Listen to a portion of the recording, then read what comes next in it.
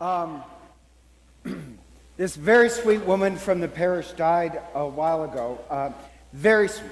But before she died, her daughter, I liked her daughter said to her mom, please, please, when you get to heaven, send me a sign. Send me some sort of sign. And her mother, who literally is dying at this point, says, well, I'll try. I don't, really not sure what God has planned. But I thought, A, it was kind of cute. And I could go off on, and I'm not kidding, so many times people have seen signs after somebody had died.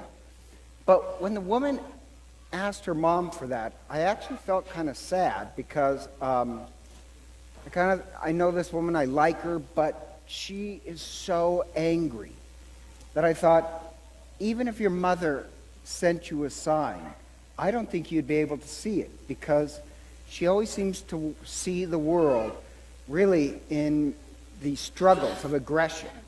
And so I don't even think she'd see the sign. And I thought of this story when she said that of Thomas Merton, who was this very famous monk. Thomas Merton writes about the story where when he's in France, he meets this other monk, older monk, Cistercian, who's very holy. And his story was, he was this very wealthy French industrialist. And he was Catholic, but he never went to Mass. He basically had nothing to do with Catholicism. But once when he was traveling to Paris, he always stayed at the same hotel. It's a very expensive, posh hotel he liked. And he's checking in one night, and when he checks in the lobby, there is a young Cistercian nun who greeted him and smiled and then walked off. And so he says to the clerk at the hotel, he says, who is that young nun? And the clerk says, I haven't seen any nuns here. It's a very expensive hotel. They tend not to hang out there. And he said, you're the only person who's checked in tonight. And he just discounted it like, I know I saw a nun, she greeted me. And later he was at some friend's house and he sees this picture, actually it was a week later, he sees this picture of Saint Therese of Lisieux, who was a young nun when she died. And he sees the picture and he says, this is the nun that greeted me in the hotel. And they said, well, that can't be. She's been dead for decades. But Therese of Lisieux, she said, when she died, she would spend her time in heaven doing good on earth. And there's all these stories by French soldiers and French of Saint Teresa appearing to him. And so he sees the picture, and he said from that moment on, he kind of woke up that there's this mystery to life. And he said after he woke up that there's this mystery to life, he saw it more and more and more, and it led basically to his conversion. He has a reconversion to Catholicism, and he ends up becoming this very holy monk towards the end of his life.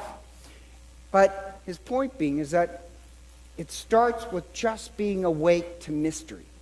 And he says the problem, and this is true, you go through life and you see the world as you've always seen it. If you're angry or depressed or preoccupied with something, that's all you see the world, until you wake up that there's a little bit of mystery. And I mention that because that actually reminds me of the gospel. Where in the gospel, if you notice, in the Gospel of John, Jesus doesn't just appear in this burst of light. Not that he's not there, but in the resurrection, he has to first wake up people that there's this mystery to life. Mary Magdalene notices it first, and then she tells Peter and the beloved disciple, and they go to the tomb, and when they look in the tomb, that's just their beginning, that there's this mystery. And the mystery is that the tomb is empty. But it's just that it's empty. If it was grave robbers, they would have taken the burial cloth, because that was expensive stuff, but it was rolled up. And so it just starts by being awake to there's this mystery to life. And this is what it reminds me of. So we're going to play a game. I know it's early, but we're going to play this game. So how about this? Look around and notice the color red. So look around, count how many times you can see the color red. Now, I tell you what, this is a game. Now, close your eyes. That kid doesn't have his eyes closed. Close your eyes and think in your mind, count in your mind how many times you saw the color blue. You're like, that's a joke. So the joke is you weren't looking for it, but you go through life and you only see what you've always been looking for. And what you miss is this mystery. And the real mystery is that the presence of Christ is all around us, but we're so focused on what we always look for, that's all we see. And so on Easter, we celebrate that there's this mystery that is awakening us to see the world in a whole new way. For 40 days in Lent, we tried to die to the way we saw the world, whether it's anger or self-pity or depression. And now for 50 days, we're going to try and see the world really with the presence of God all around it. And so Easter starts, it sounds strange, with everybody renewing their baptismal vows. So we'll renew our baptismal vows, we'll take the holy water, and we'll sprinkle the holy water everywhere. And what that means is that everywhere the holy water hits, you could say there's the presence of God. We're surrounded by the presence of Christ. When they look in the empty tomb, where do you find the body of Christ is not in a place, not an empty tomb. The body of Christ is found resurrected in a people. We find the presence of Christ in me and you, so everywhere the holy water hits, we'd say, there is the presence of Christ. That's where you have to look. Or we play that game with the Easter eggs. The egg symbolizes new life, and we hide them. And the whole game is this, is that you can look at creation and you find new life hidden in there. That's what that game is about. And so actually after Mass, we have an Easter egg hunt for the toddlers in the courtyard. So just for the little kids and the deacons, they can go out. But it's really a profession of faith that, yes, if you really look, you can see. And the thing that helps, and this is odd, in the Gospel of John, the thing that helps you see the mystery, to wake up, the quickest way, is actually through love. And how that's written in the Gospel of John, if you noticed, Mary Magdalene tells the disciples, right, the apostles. And here's a really curious part, if you ever thought about it. She tells, and then it has the beloved disciple. And we don't know who that is. In fact, who the beloved disciple is you. John wrote you into the story. You're the beloved disciple. It's not the beloved apostle. It's the beloved disciple. And the beloved disciple, that's one who loves. And if you notice, he gets to the tomb first. He outruns Peter.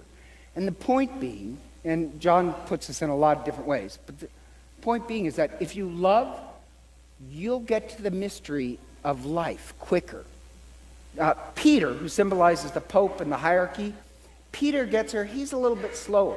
Because Peter, no offense, if you notice, he's a coward.